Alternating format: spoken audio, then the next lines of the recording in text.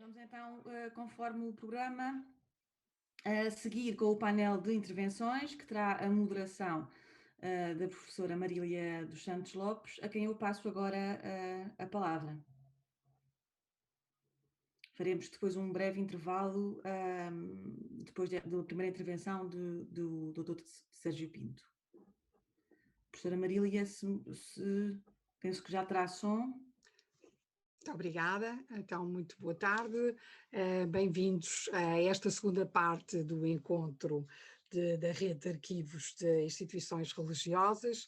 É com muito gosto que irei moderar esta sessão do REI. Daqui fica o meu reconhecido agradecimento ao Dr. Paulo Fontes, que me lançou o desafio para estar aqui hoje convosco.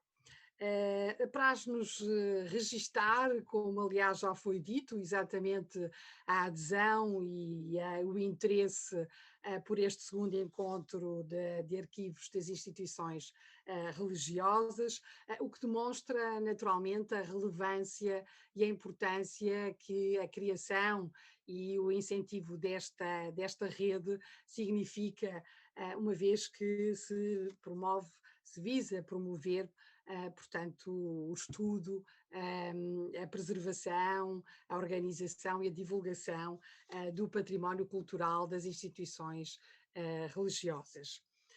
Neste sentido, procurar-se-á refletir quer sobre o estado atual dos arquivos diocesanos, e vamos ter, portanto, uma primeira parte exatamente em que vamos ter conhecimento sobre os arquivos portugueses, espanhóis, diremos, sobre os arquivos ibéricos, mas também, naturalmente, refletir como promover, abordar, incentivar e articular, como aqui hoje foi dito agora durante a cerimónia, na articulação entre as diferentes instituições e conseguir, assim, exatamente alcançar muito mais os objetivos pretendidos.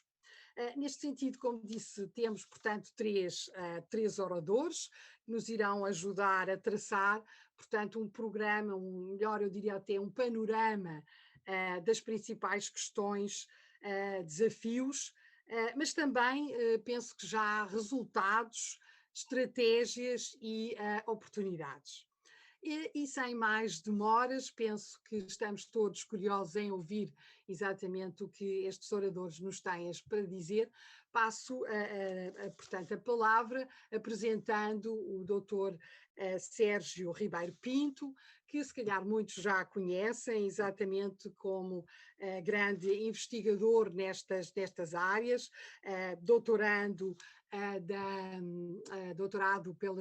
pela Universidade Nova de Lisboa, membro integrado do Centro de Estudos de História Religiosa da UCP e que de momento está exatamente como bolseiro da FCT a desenvolver uma investigação sobre o clérigo paroquial na monarquia constitucional e que hoje nos vai falar com um tema, com um título, diria eu, bem sugestivo, que é Andar aos Papéis, o estado dos arquivos diocesanos em Portugal. E, portanto, passo de imediato a palavra ao Dr.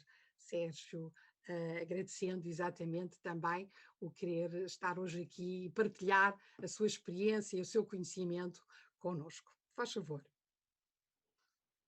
Boa tarde, doutora Marília, obrigado pela apresentação. Obrigado também aos promotores da iniciativa pelo convite para fazer uma breve apresentação que já foi aqui anunciada e desejar as melhores felicidades para a iniciativa que hoje tem um pontapé de saída formal, digamos assim, esperando que se concretizem os propósitos a que se propõem. Eu vou tratar dos arquivos diocesanos, do seu estado e apenas dos arquivos diocesanos. Significa isso que é um objeto relativamente reduzido em relação ao âmbito da iniciativa que aqui hoje é lançada, mas que se enquadra, obviamente, dentro da mesma. E será feito a partir da experiência do utilizador, portanto, não do conhecedor dos arquivos ou do técnico dos arquivos, mas do ponto de vista daquele que se aproxima dos arquivos para vampirizar a informação que eles contêm. E convém situar, do ponto de vista cronológico, esta minha experiência, que será a partir da qual eu falarei. A minha experiência das visitas aos arquivos diocesanos reporta-se aos anos de 2017 a 2019, que foi movida pelo objetivo de aceder à documentação relativa ao pessoal eclesiástico, como aqui já foi falado, e em concreto ao pessoal eclesiástico católico com funções na administração periférica do Estado português, ou seja, o clero paroquial, entre 1833 e 1911, grosso modo, aquilo que podemos designar por monarquia liberal. E, portanto, o conhecimento mais direto dessa documentação diz respeito, sobretudo, a dois fundos, o das câmaras eclesiásticas e das chancelarias, que tinham uma catalogação variável no conjunto das dioceses, e que deveria compreender documentos das seguintes tipologias, também elas de designação variável de diocese para diocese. Falo de cartas de encomendação, de coadjutoria, do registro dessas cartas, do registro das colações, dos livros de registros de cartas de nomeação, de inventários do clero paroquial e das provavelmente mais conhecidas inquirições de genere, de vita et moribus e dos autos de património, além dos livros de matrículas, do registro geral e da correspondência e do expediente. Isso significa que, do ponto de vista da tipologia e do ponto de vista do período histórico, aquilo que eu aqui direi resultará para outros períodos e para outra documentação mais de impressões das que resultaram das visitas do que propriamente de um conhecimento da existência ou do estado. Isso é importante para delimitar um pouco mais, com mais precisão, digamos assim, o universo dos arquivos diocesanos de que tratarei.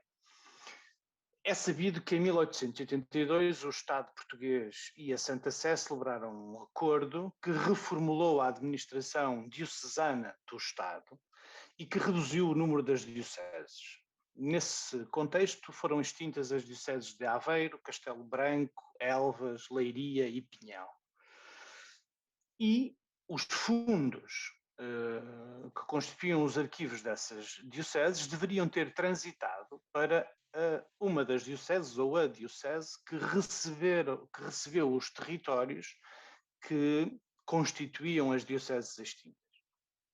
E digo deveriam ter recebido porque, a título de exemplo, significaria que toda a documentação de Castelo Branco deveria ter transitado para Porto Alegre, ou, por exemplo, a Diocese de Elvas, toda a sua documentação deveria ter transitado para Porto Alegre ou para Évora, o que não ocorreu, e eu explicarei porquê um pouquinho mais à frente, porque não digo, mas explicarei as circunstâncias de não ter sido feita essa transição.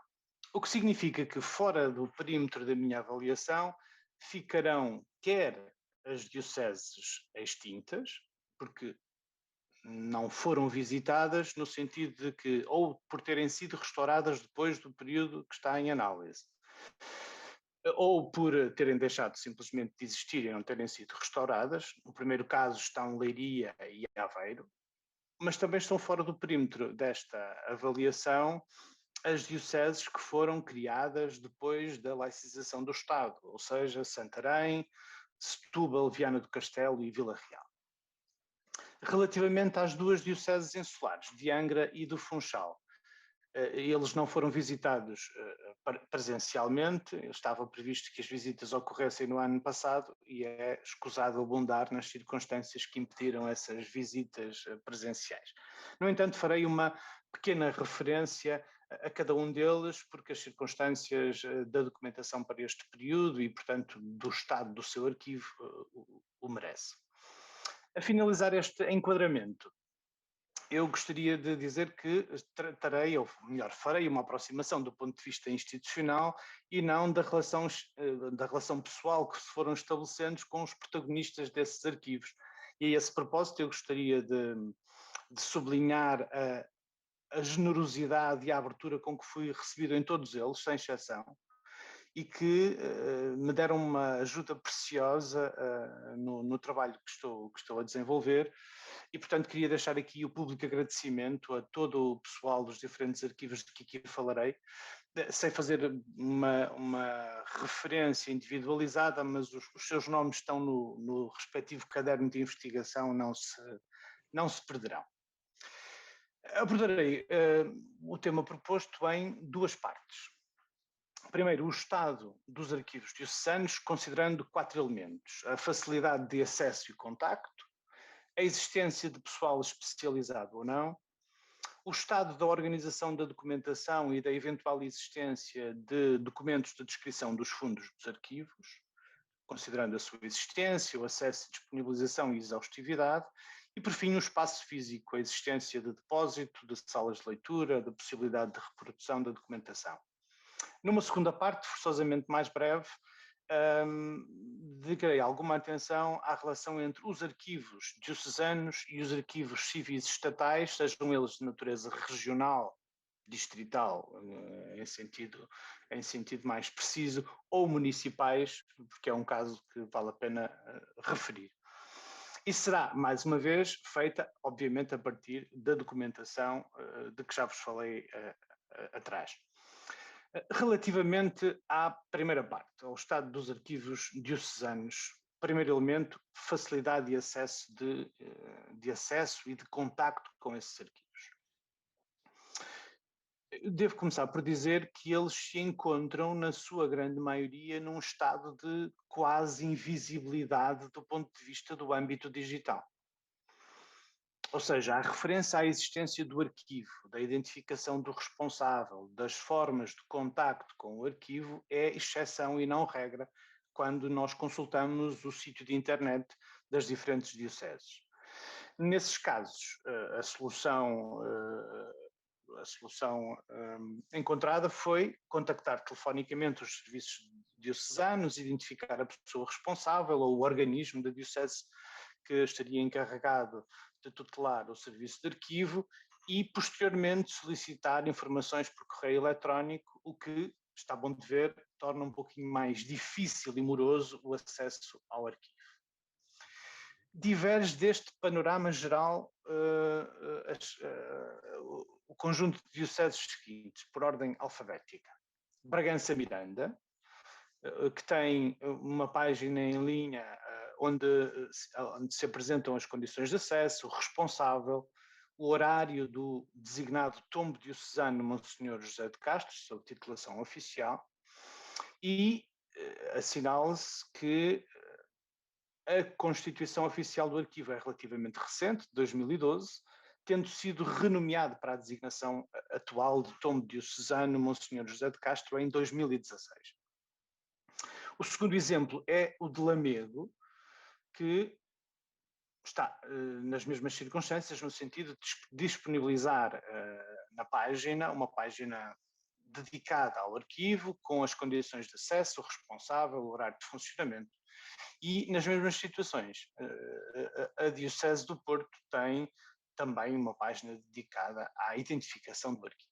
Portanto, nestes casos, o contacto inicial fica facilitado pelo facto de ficar claramente exposto, estar acessível a toda a gente, os meios de contacto com o arquivo, no caso do investigador que quiser consultar. Relativamente à existência de pessoal especializado ou não, pode dizer-se que o panorama que acima descrevi relativamente ao acesso está relacionado com as possibilidades das diversas dioceses terem pessoal dedicado ao arquivo ou, digamos assim, no caso da existência de ter pessoal dedicado, técnicos especializados, de estarem dedicados também ao tratamento da documentação. Isso significa que Os arquivos que acima referi têm um ou mais técnicos em funções com dedicação exclusiva e parcial a essa atividade. O que sucede também para outros arquivos que não têm essa visibilidade da sua existência, como é o caso, por exemplo, do arquivo da Diocese de Braga, que pude testemunhar desde a primeira visita, sensivelmente em 2010, se não me falha a memória, procedeu a um grande esforço do ponto de vista quer da organização da documentação em depósito, quer do tratamento das mesmas, entre 2010 e 2019, a data da última visita.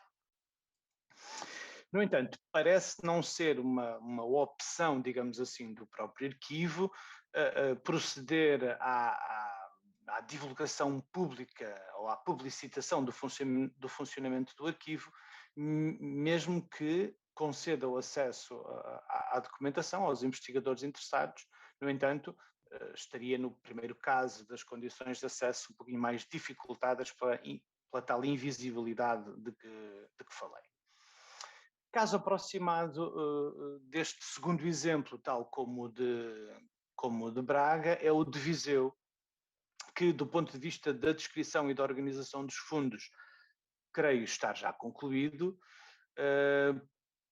que tinha uma técnica especializada em dedicação exclusiva quando realizei a última das visitas em 2016, mas creio que isso já não acontece hoje. É neste contexto que vale a pena referir as duas dioceses insulares acima mencionadas.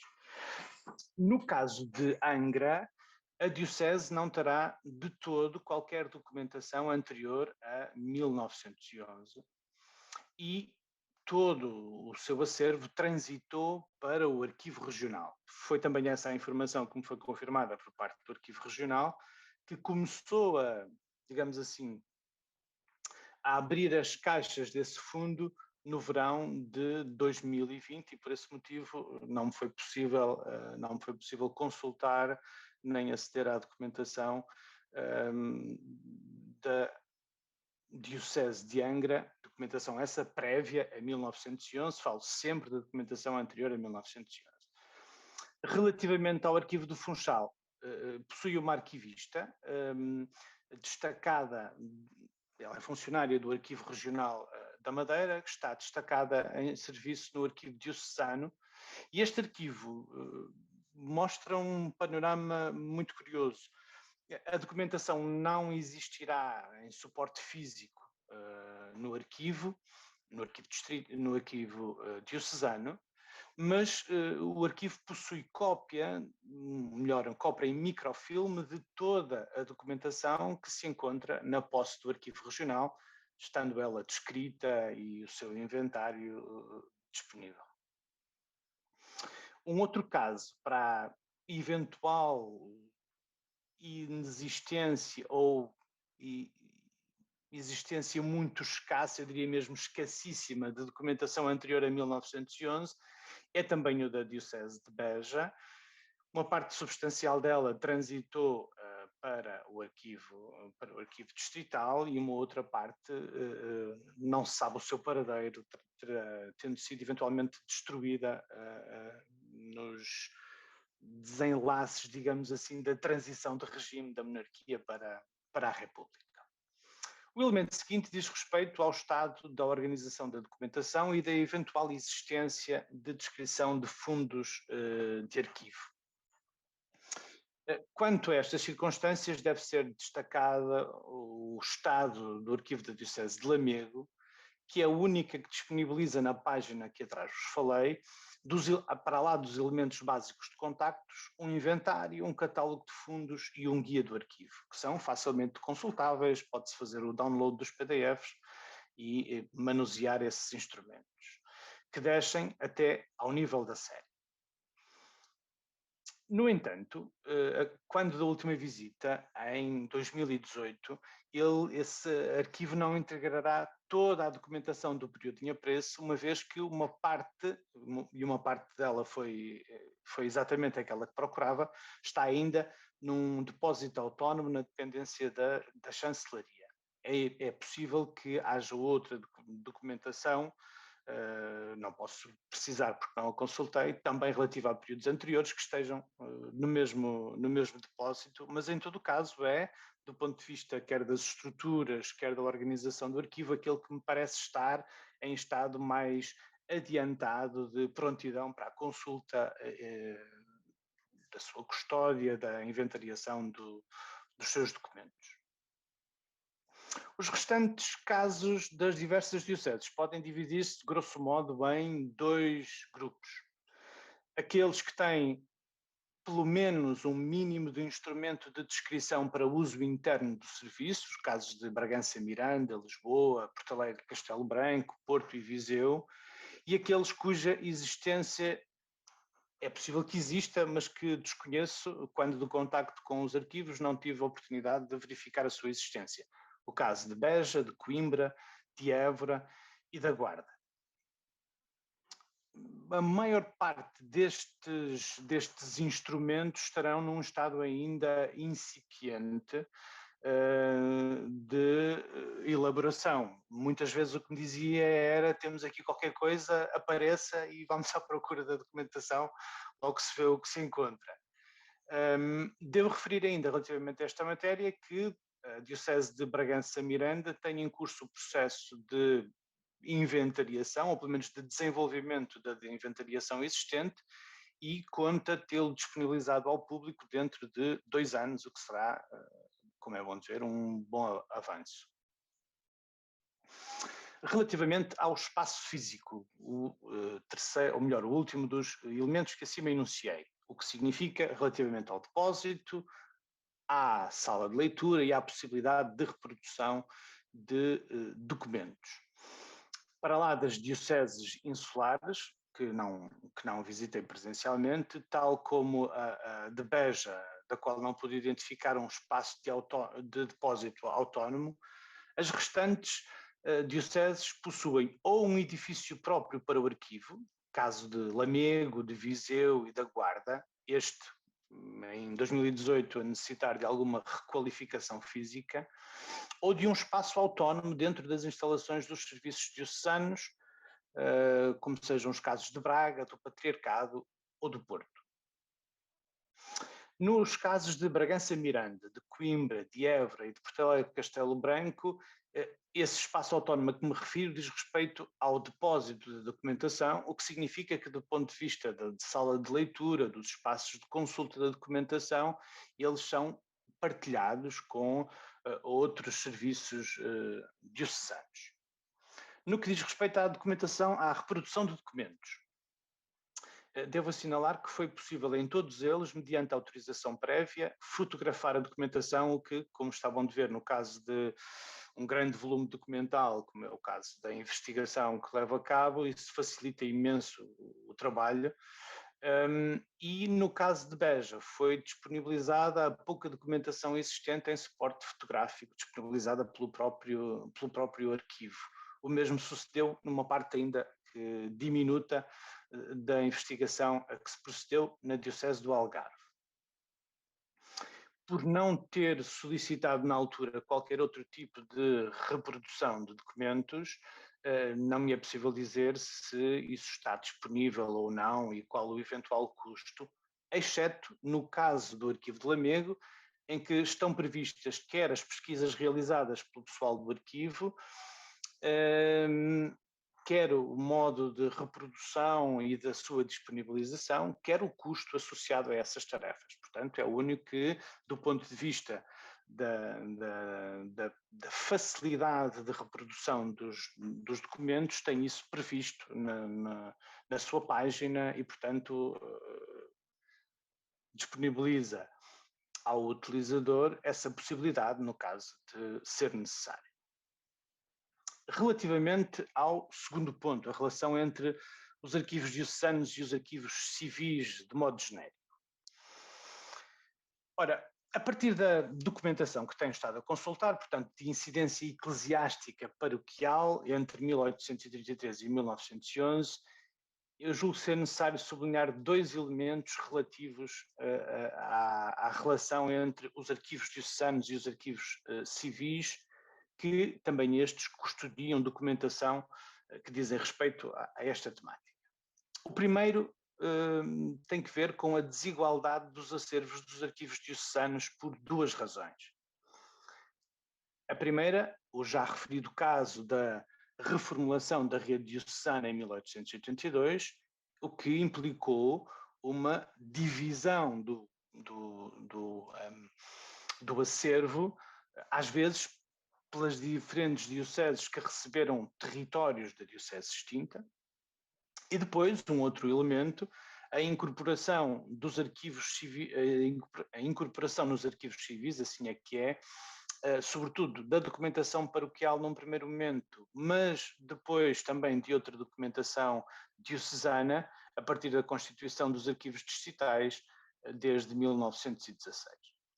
O que significa que, ou que deveria significar, que toda a documentação anterior à segunda década do século XX deveria estar sob custódia dos arquivos distritais, o que não sucede em alguns casos, ou integralmente, como será o caso de Lamego, ou parcialmente, como é o caso das restantes dioceses, em que nós temos o fundo da Câmara Eclesiástica, o fundo da diocese, o fundo das diferentes instituições diocesanas, muitas vezes repartido entre o arquivo distrital e o arquivo diocesano. São os casos de Braga, de Bragança Miranda, de Beja, de Coimbra, de Évora, de Guarda, do Porto e de Viseu. Portanto, a larga maioria deles. Acontece às vezes que essa divisão ou essa dispersão da documentação se faz mesmo ao nível das séries. Nós podemos encontrar dentro de uma mesma série documentação num arquivo e uma parte da documentação no outro tipo de arquivo. E é neste caso que nós encontramos uma exceção que eu acima referi de um arquivo de natureza diferente que recebeu praticamente toda a documentação, que é o caso de Elvas. Não transitou nem para o arquivo distrital de Porto Alegre, nem para o arquivo distrital de Évora, mas, exceto no caso dos processos matrimoniais, ao menos parcialmente, toda a documentação da extinta diocese está custodiada no arquivo municipal de Elvas. A estes dois elementos nós podemos juntar ainda um outro, que é o facto de nós encontrarmos documentação de diferentes períodos para lá do arquivo diocesano e do arquivo regional correspondente, entre aspas, também no Arquivo Nacional da Torre do Tombo, onde se encontram documentos das câmaras eclesiásticas, pelo menos do Patriarcado e de Castelo Branco. Esta dispersão... Sérgio, só recordar que estamos a chegar ao fim dos 30 minutos. Okay? 2 minutinhos mais.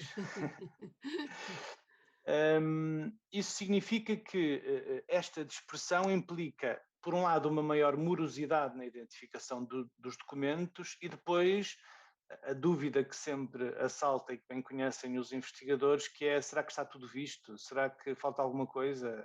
Onde é que estão os que eventualmente faltam?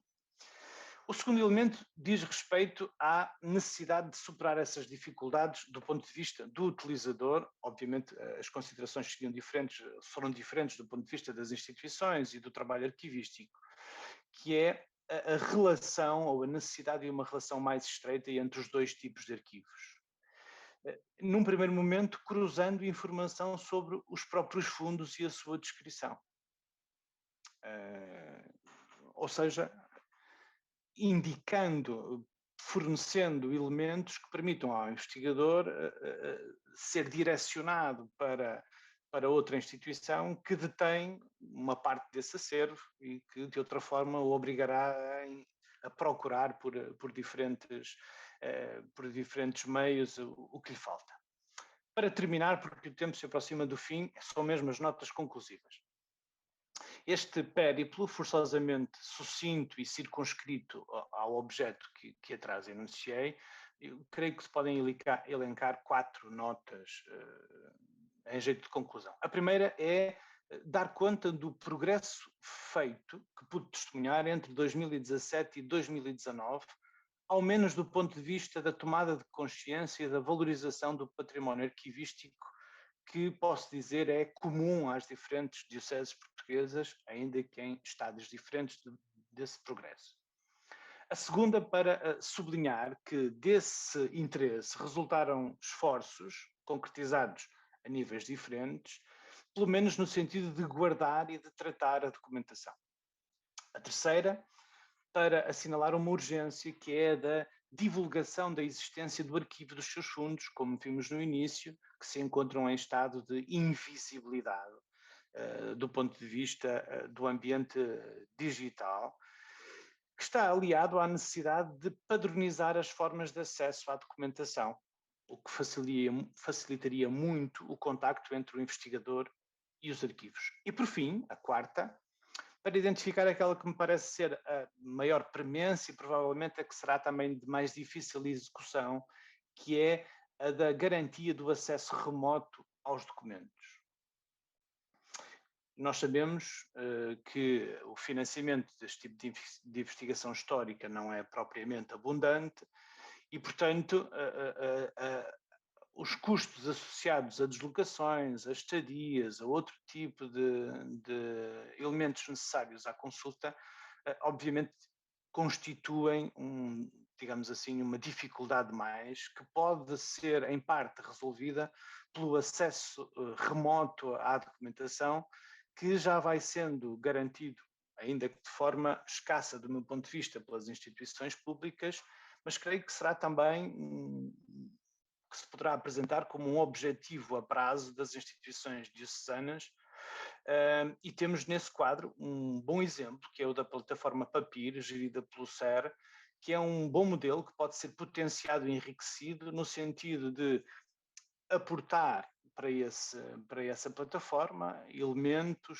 fundos dos arquivos diocesanos que potenciem o uso da documentação, e com isto termino, porque tal como o fogo, a roda ou a linguagem, a informação é importante não em si, mas por aquilo que permite.